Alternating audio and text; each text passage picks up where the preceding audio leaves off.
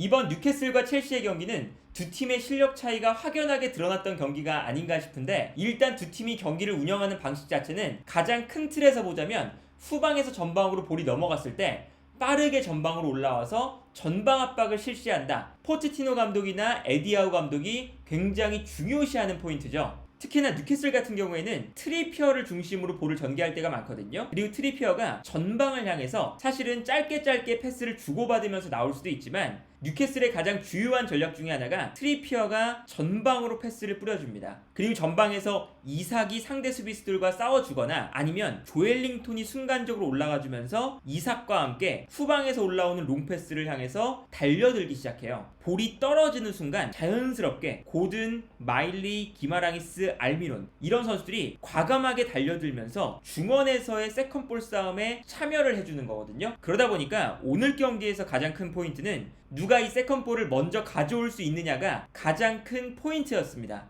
예를 들어서 이 장면을 보시면 측면에서 트리피어가 볼을 잡고 있습니다. 그리고 이때 앞쪽에 있는 이삭과 조엘링톤이 전방을 향해서 뛰어나가고 있죠. 그리고 뛰어나가는 이 두 명의 선수를 향해서 트리피어가 한 번에 롱패스를 뿌려주거든요. 그러면 이 다음 장면에서 롱패스가 넘어왔을 때 일단 공중볼 싸움에서 이삭과 조엘링톤이 싸워주고 있고, 여기서는 첼시의 수비수인 바디아실이 먼저 머리에 볼을 맞으면서 수비라인 앞쪽으로 세컨볼을 떨어뜨려 놓거든요. 그런데 여기서 뉴캐슬의 무서운 점이 뭐냐면, 분명히 세컨볼이 첼시 선수들이 받기 매우 좋은 방향으로 떨어지고 있어요. 그런데 뉴캐슬의 선수들이 순식간에 올라와서 그리고 둘러싸면서 이 세컨볼을 향해서 달려들게 되고요. 첼시가 먼저 볼을 잡았지만 뉴캐슬이 거칠게 달려들기 때문에 세컨볼을 잡았을 때 쉽사리 이 공간을 벗어나지 못하는 걸 볼 수가 있습니다.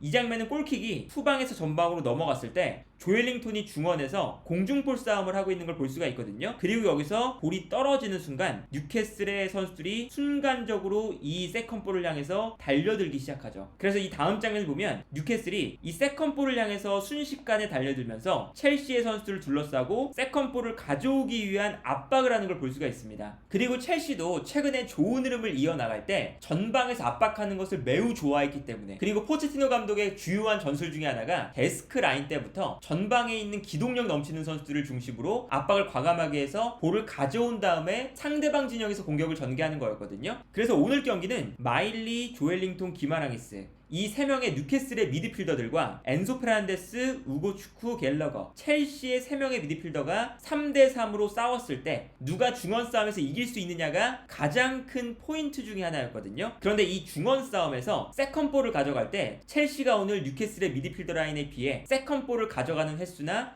중원 싸움에서 다소 밀리는 모습을 보여주기도 했고, 그러다 보니까 아쉽게 느껴질 수밖에 없는 선택이 오늘 카이셰도 대신 우고 축구가 나왔죠. 그리고 프랑스의 올림픽 대표팀이 만나서 우리가 3대0으로 이겼었잖아요. 그때도 우고 축구를 봤지만 우고 축구는 약간 몸동작이 느리거나 민첩성이 좀 떨어질 때가 많아요. 그러다 보니까 뉴캐슬이 계속해서 전방으로 볼을 뿌려주고 세컨볼 싸움을 할 때 여기서 빠르게 달려들지 못하면 세컨볼 싸움에 약간 손해를 볼 수밖에 없는 거죠. 그런데 오늘 포체티노 감독이 카이셰도가 부상이 아니었음에도 불구하고 컨디션 관리를 목적으로 우고 축구를 출전시켰거든요. 그리고 후반전에 카이셰도가 나왔었는데 카이셰도의 컨디션 관리를 굳이 오늘 경기에서 했어야 됐을까라는 생각이 들 수밖에 없는 선택이었습니다. 왜냐면 어차피 첼시가 유럽 대항전에 나가지 않는 팀이고, 그리고 뉴캐슬이 중원 싸움을 강하게 가져가는 팀, 특히나 저돌적인 몸싸움을 통해서 볼을 빼앗아오는 팀이라는 것은 누가 봐도 명확하기 때문에 중원 싸움을 잘해줄 수 있는 카이셰도를 뺀 선택은 포체티노 감독이 오늘 경기에서 선발 라인업을 구성하는데 굉장한 큰 미스가 아니었나 라는 생각이 들고요. 그런데 첼시가 이렇게 뉴캐슬의 강한 전방 압박을 받아내는 와중에도 풀어내는 패턴이 어느 정도는 존재했어요. 특히나 최근에는 첼시의 흐름이 굉장히 좋았었던 포인트 중에 하나인 건데, 첼시가 뉴캐슬의 강한 전방 압박을 받을 때 팔머가 약간 중앙으로 들어오면서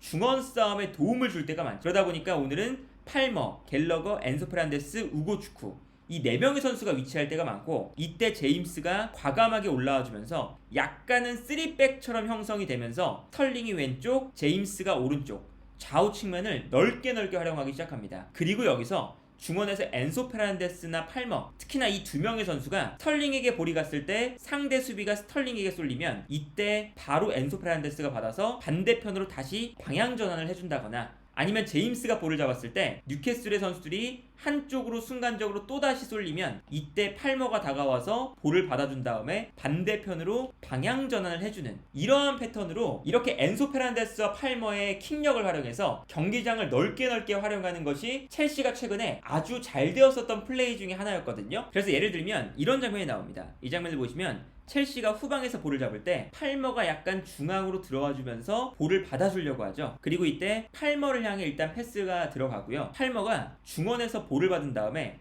앞쪽에 있는 갤러거에게 정말 이 좁은 공간 사이로 패스를 정확하게 찔러줍니다. 그리고 갤러거가 팔머의 패스를 받아서 반대편에 있는 스털링에게 방향 전환을 해줘요. 그러다 보니까 스털링이 볼을 받을 때 넓은 공간에서 볼을 받게 되죠. 그런데 여기서 스털링이 볼을 잡은 다음에 뉴캐슬의 수비가 순간적으로 스털링 쪽으로 쏠리기 시작하니까 스털링이 곧바로 뒤에 있는 엔소 페란데스에게 볼을 보내주고 엔소 페란데스가 볼을 잡자마자 팔머가 중앙으로 들어올 때 반대편으로 올라가는 리스 제임스에게 한 번의 방향 전환을 해줍니다. 그래서 이 다음 장면을 보면 방향 전환이 확실하게 되면서 리스 제임스가 볼을 받을 때 리스 제임스의 주변에 넓은 공간이 발생하는 걸 볼 수가 있죠. 그런데 이렇게 좌우 측면을 흔들어 놓는 것도 사실은 첼시보다는 뉴캐슬이 오늘 경기에서 한 수 위의 모습을 보여줬거든요.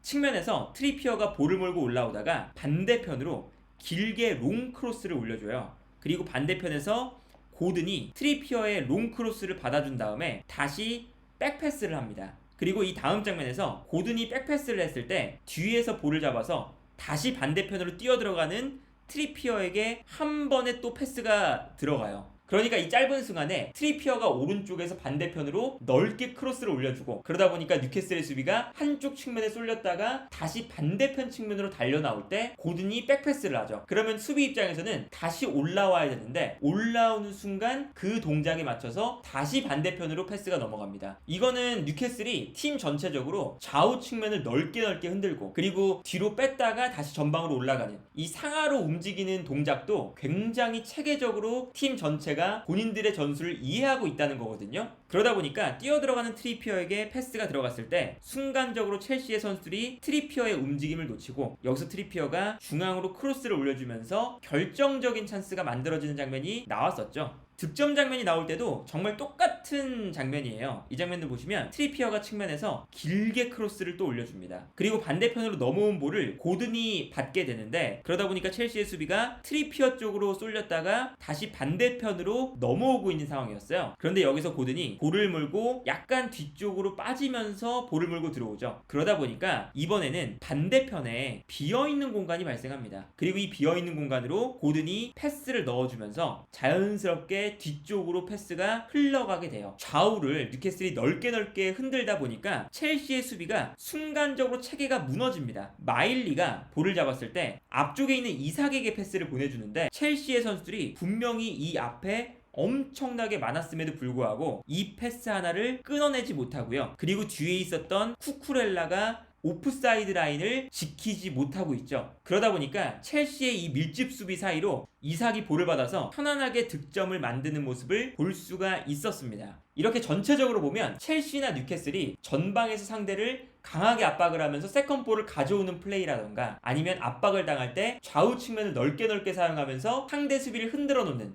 이러한 플레이들이 비슷한 점들이 많았는데 결국에 이 비교해 봤을 때 뉴캐슬이 첼시보다 여러 측면에서 상대적인 우위를 차지하는 모습이 나왔거든요. 후반전으로 가면 갈수록 두 팀의 실력차가 약간씩 벌어지기 시작했고 특히나 뉴캐슬의 저돌적인 압박에 첼시가 점점 더 대응을 못하기 시작합니다. 이 장면도 보시면 아까 말씀드린 것처럼 트리피어가 후방에서 볼을 잡은 다음에 전방으로 단순하게 길게 뿌려줘요. 그런데 트리피어의 킥이 워낙에 좋다 보니까 이 다음 장면을 보면 뛰어가는 뉴캐슬의 선수와 첼시의 선수가 볼을 경합할 수 있는 아주 좋은 위치에 트리피어의 볼이 떨어집니다. 그런데 여기서 첼시의 수비수인 바디아실이 경쟁에서 이겨서 산체스 골키퍼에게 백패스를 하거든요. 그런데 여기서 뉴캐슬의 좋은 점은 뭐냐면 볼을 빼앗긴다 하더라도 주변에 있는 선수들이 계속해서 압박을 들어가기 시작해요. 그리고 이렇게 강력한 압박이 들어가다 보니까 산체스 골키퍼가 볼을 잡은 다음에 반대편으로 급하게 패스를 넘겨주죠.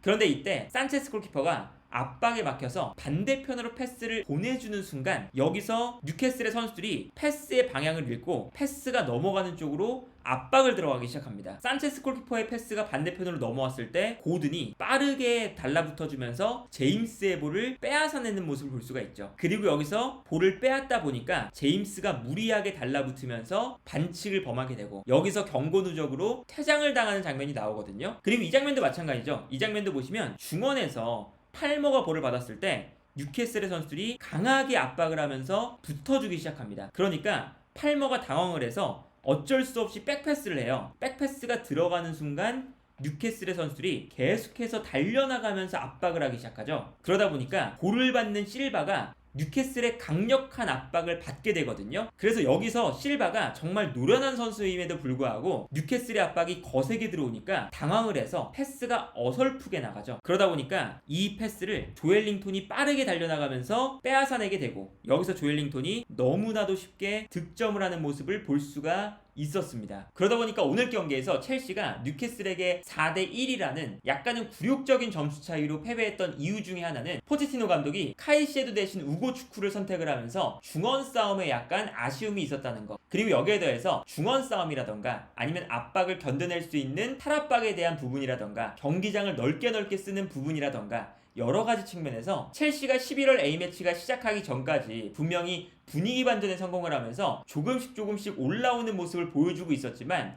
여전히 첼시는 갈 길이 멀다는 것을 확실하게 볼 수 있었던 경기가 아니었나 싶네요.